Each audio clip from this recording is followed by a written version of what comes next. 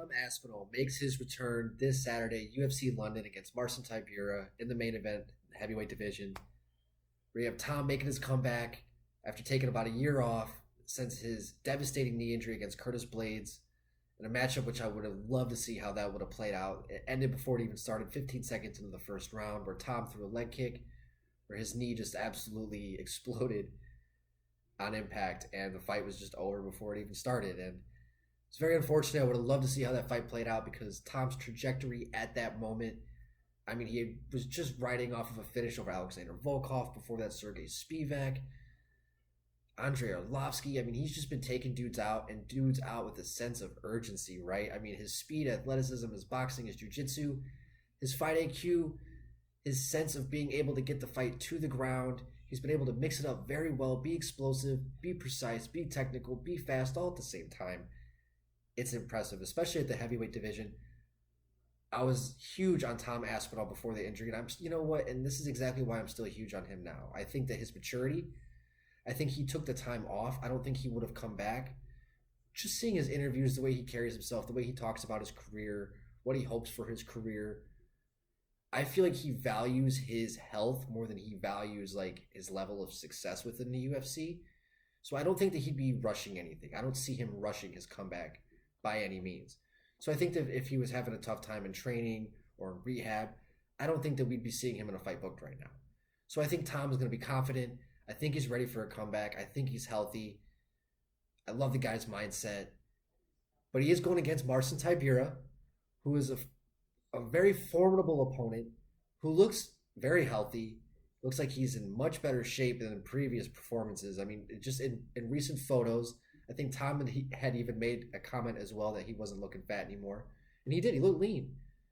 You know, Marcin, 24-7 in his career, at one point was riding a 4-5 fight win streak. He's riding a 2-fight win streak currently. He took the O against Alexander Romanov. Tybura is a very formidable opponent. He's the guy who fucked up Greg Hardy at a time where people were like, oh shit, Greg Hardy might actually be kind of good. Tybura's like, nah, hold my beer, watch this, guys.